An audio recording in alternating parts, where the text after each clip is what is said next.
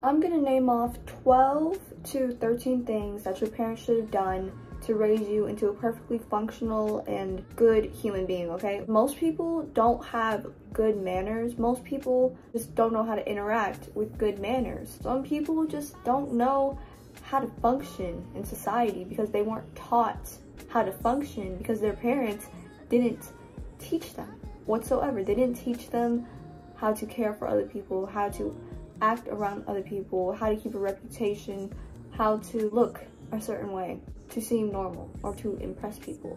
Sometimes people out of the norm and people that seem crazy, they're the ones that make the most progress in society. Yes, that's true. But if you're rude and you're rude to a waiter or rude to service workers in general, that's something that's taught.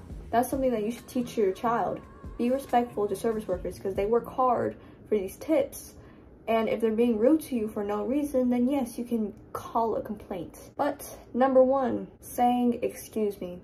You should have been taught these manners a long time ago. Like whenever you bump into someone or whenever you have someone open the door for you or whatever, you say thank you, excuse me. Or whenever you're trying to like go through somewhere and there's just a crowd of people, you say excuse me. Because some people are really on about that, where it's like, they didn't say excuse me, they're rude, they're bitch. And then some people just don't really care. And I don't want you to run into the first type of people who will start a fight because you didn't say excuse me, okay?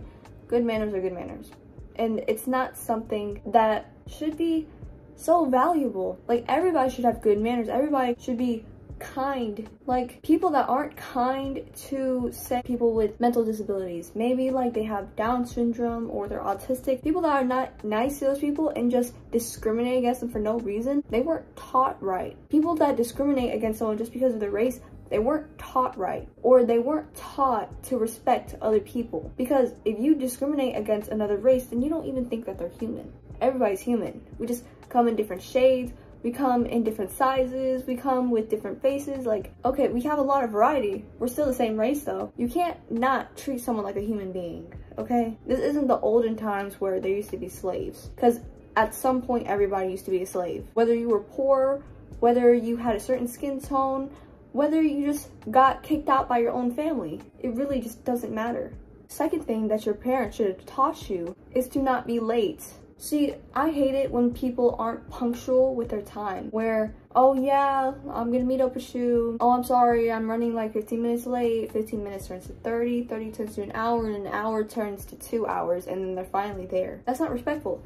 Do you know how disrespectful it is to waste someone's time by them waiting for you because they had plans with you? Like, they could have spent their evening, their afternoon, their morning doing something else productive, like maybe working or just whatever. But they carved time out just for you, just to hang out with you. Do you know how rude it is to be late, especially if you don't give a heads up and you just go ghost? That's disrespectful to their time. Like, at least if you're gonna bail on somebody, tell them beforehand. Maybe right before you're about to bail, or maybe just don't be rude about it. People do this on first dates too. They just bail, and that person just sits there for 30 minutes to an hour just waiting for their date that's never gonna show up. That's so rude and disrespectful. Like, where's the respect? Like, where is it? Everybody should give respect unless it's taken. You should be respectful to everybody unless there's a certain point where you take it back. Like when someone's being rude to you, you take back that respect.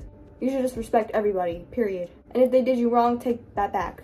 Automatically, so fast, so quick. And number 3 of what your parents should have taught you is to know when to be quiet. I hate it when people are like disruptive and they just love being troublemakers, okay? Where they love disturbing peace, they love disturbing quiet, they make jokes at events that they shouldn't make jokes at. Like, know your place in time. You have to know when to make your jokes. You have to know when you want to be disrespectful. Because sure, it's a thing in this generation to be disrespectful to each other and to just joke around, hee ha. But that can like tick someone off, and that can literally make them explode on you for no reason. And then you're gonna be like, why do you have an attitude with me? Why are you being mean to me? I low-key hate that, I'm not gonna lie. Yeah, but learn how to be quiet. Because like, if you're at a funeral service and you crack a joke with somebody and y'all start giggling, do you know how disrespectful that is? Someone literally just died. Number 4, this only really applies to the non-picky eaters. But whenever someone gives you food or offers you food, no matter if it smells bad, tastes bad, whatever, right? You're gonna be respectful and you're gonna be like politely no, Or like, oh, I can't eat this, da da da da. Like, I'm a picky eater, I can't eat this, right? Or if you're not a picky eater, you eat it and you eat the whole thing. Even if you feel like throwing it up, you can throw it up later. You have to act like it's good, because you have to act like it's the best thing you've ever had, okay? You just have to be respectful and say, oh yeah, it was good, you know? Because being blunt about that type of stuff just makes you a mean and disrespectful person. Because sure, it depends on the person, all right? If the person wants you to be completely honest, like it's your best friend, of course you can be like, oh yeah, this is the most disgusting shit I've ever ate. But if it's for your grandma, or if it's like one of your family members, like one of your elders, you have to be respectful. You have to be like, oh, I really like this, and then eat the whole thing, okay? And then you gotta tell them straight up afterwards, like, oh yeah,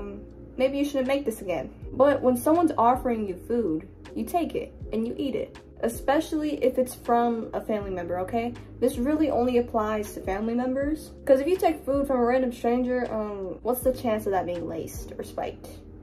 Pretty high. But another thing that you should have been taught is how to have good posture and how to seem respectful. You're meeting an elder, or you're meeting an important figure in your life, like a mentor basically, and you're like all giddy and jumpy, but you have to act cool, you have to act calm, you have to not fangirl or fanboy too much, all right? You gotta stay composed. Good posture helps with that, okay? The thing you should have been taught is how to keep your composure, especially if you're under pressure. Now, you might be the type of person that's very impulsive and more driven to anger, or you're just very emotional and sensitive. But with certain situations, you have to learn how to keep your composure. And that ties in with the other one I was talking about too. To not take money from someone just because they offered it. You do not know what situation they're in. Like, if they're super rich and they have plenty of money to give out, take it. But if they're like struggling and they're very poor, but they still give you money and you're not struggling or poor whatsoever, don't take it. Like, even if you have to convince them and you have to put it in their pocket and you have to shove it in there, don't take the money. Don't take advantage of other people's situation. Don't be a scammer, and don't try and take other people's money. Like, don't try and ask $50 from someone that literally can't feed themselves. This is gonna apply to relationships. Don't expect your significant other to do the things your parents have done for you. Your significant other isn't always gonna cook, clean, work. Like, they're not gonna do all that just for you to be a couch potato and be lazy. If you expect that from them and they do it somehow, good for you. You found somebody that doesn't know their self-worth. But don't expect someone to cook for you just because you say, oh yeah, cook for me. Oh yeah, get this for me. Or don't expect someone to return a favor back, especially when the favor you did for them was like very small. Like, don't trade a big favor for a small favor. Trade in small favors over time with a big favor. That's better, okay? And that goes to another point. When you make a promise to somebody, always keep it. When you make a promise to yourself, always keep it. That's something you should have learned a long time ago, okay? If you can't keep your promises, then you're an unreliable person in both instances, to people and to yourself. Learning how to chew with your mouth closed, okay? Shut that mouth. Don't talk while you're eating either. Like, just be respectful, because if you're talking with your mouth full of food, I mean, sure, sometimes I slip up too, because some people just expect me to talk when I have food in my mouth. And they're just like, what? Rude people, honestly. But something your parents should have done is to help you explore what you want to do in the future. They shouldn't have distilled one thing. Like, let's say this. I know this is very common in Asian households where they want you to become a doctor, an engineer, a lawyer, a real estate agent. Like, anything that makes a shit ton of money, okay? They instill that into you. And their top priority is to make money. Well, at least for immigrant households, like, they want you to go to college, they want you to go to school for a long time so you can make a lot of money. That's the expectation. But a good parent, or a parent that isn't desperate enough to do that, they will let you explore your hobbies. They would sign you up for classes. They would let you try different things. Like, if you ask them, oh yeah, can we go painting? Can I get a camera? They'd let you do it. Like, they would let you explore what you want. They're not going to choose what you're going to do for the rest of your life, because they'll let you choose what you want to do with the rest of your life. But they'll still put boundaries and restrictions on your behavior so that you don't end up as a spoiled brat, and they'll still discipline you.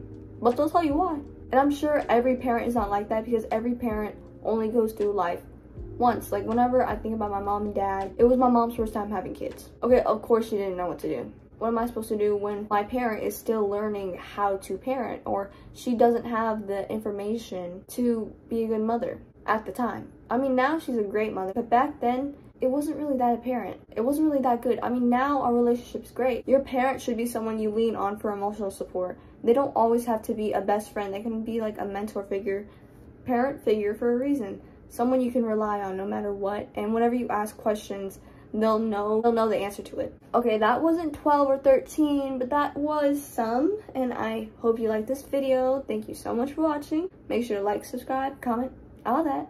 And stay tuned in for more. Bye-bye.